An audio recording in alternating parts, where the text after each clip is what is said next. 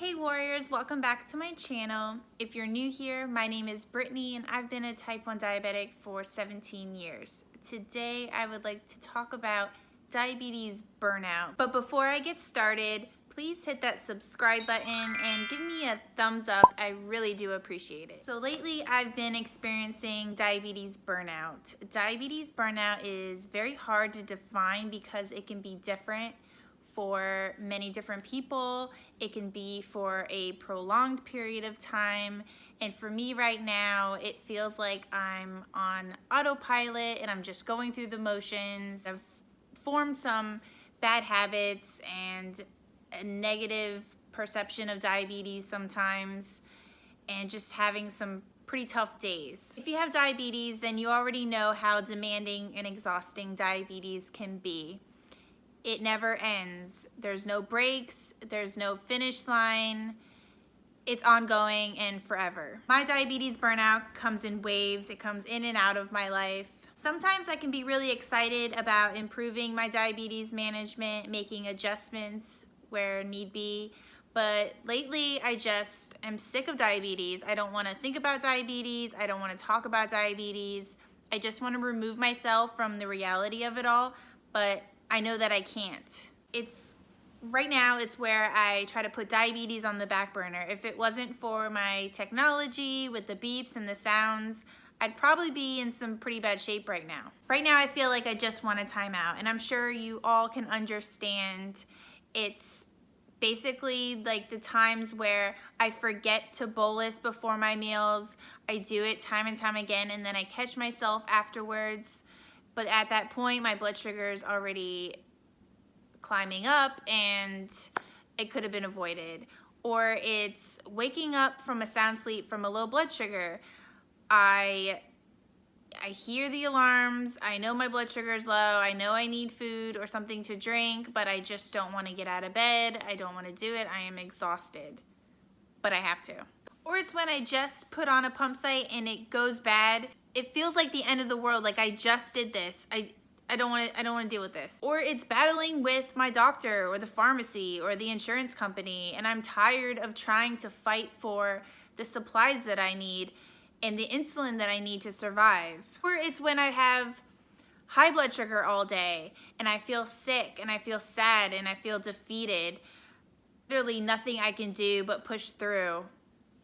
It is the constant fight of having to be strong for so long, and sometimes you're strong for so long that you're done. You're just done with it all. You don't want to do it, but you have to. It's the constant fight to have to conquer each and every day, not knowing what each day will bring to you, and just going in it and trying to get through it. What's even more frustrating is that nobody understands what you're going through.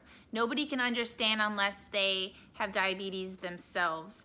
It's a very lonely and frustrating disease. I know that family members want to help. They want to help and be there for you, but they can't put themselves in your shoes. So sometimes you have to reach out for support. So number one, most important, seek support from your tribe.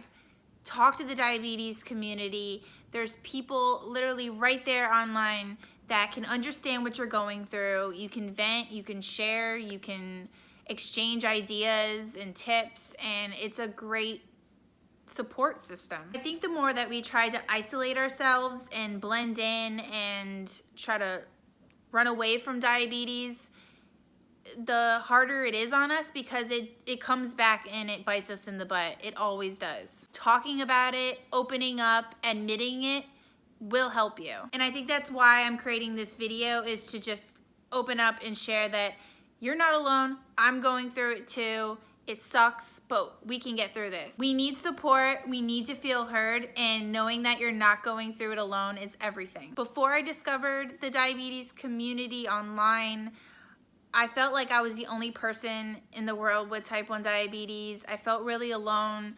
Talking to family members, they didn't really understand. They couldn't relate. So I felt like I was going through it alone. And then discovering the diabetes community, I was able to share everything. It was a constant, oh, me too. Oh, I get that. I went through that too.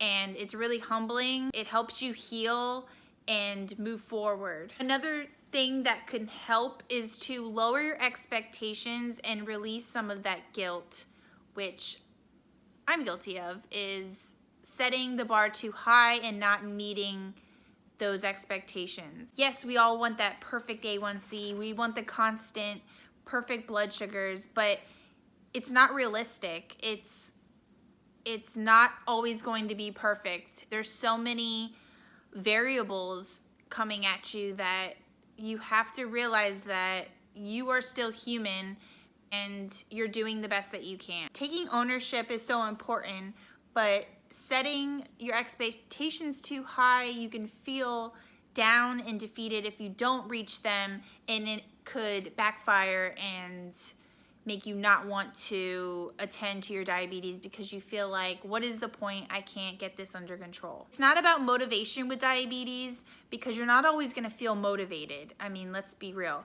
It's about creating healthy habits. If you have healthy habits set up, it can be easier to stay on track. And we gotta stop comparing ourselves to other diabetics. I mean, we are all different. If we were all the same, we would all be treated the same for our diabetes. We're all different based on hormones, stress levels, chemistry, weight, body composition. We're all different. Diabetes is not a one-size-fits-all disease. You have to figure out what works for you. I try to create healthy habits. Of course, I'm not always good about it or perfect like right now, but my healthy habits try to consist of staying on routine, eating the same things at the same time, around the same amount of insulin, and just trying to stay consistent. Of course, I'm human and I like to treat myself and like to keep things interesting. I don't like to feel bored. If I feel bored, I'm like, oh, I don't want to deal with it. But you have to change it up a little bit too. A lot of people I've heard like to take insulin pump or CGM breaks, which I think is a great idea because the technology can kind of put you in a burnout because there's just constant alarms, you have to change the sites. It's frustrating and annoying.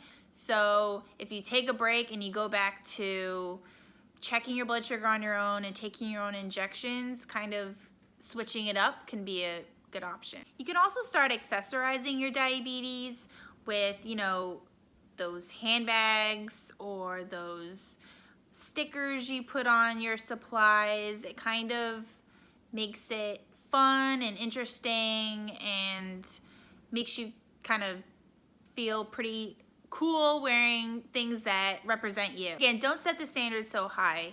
Set small goals, do your best, celebrate your little achievements along the way. Another thing I'm trying to do is change my perspective of diabetes. It can get depressing, lonely, and very exhausting. But what I like to do is try to find some purpose in this.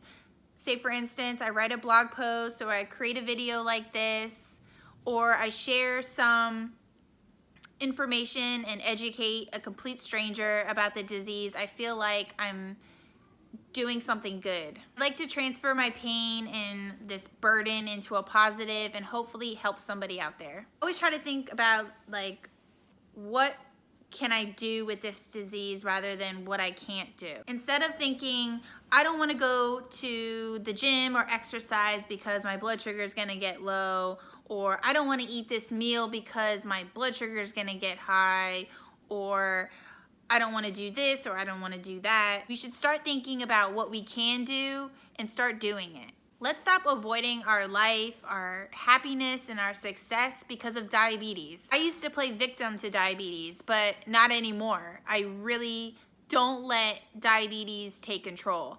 And I think that's one thing I've definitely improved on. Yes, it sucks, and there's a lot of bad days, but there's also a lot of good days. Diabetes does not define you. It does not define me. It is just a part of us. Diabetes burnout is a period of time where it's really, really heavy. But if we can change our habits, our perspective, and find some support in a place to feel heard, I feel like we can get through it. It is a process, it takes time. You're not going to heal and you're not going to feel better right away. It's going to take time to get better, but you have to take the steps to get there. We may not be able to change diabetes, but we can change how we react to the ups and downs. That's the end of the video for today. I hope any of what I said made sense, and I hope it helps somebody out there know that you're not alone. I go through it too, but we can get through this. If you have a question or comment, leave it below. I will leave a link to the Facebook support group. If anybody would like to join it, feel free. And I look forward to seeing you guys next time. Bye, guys.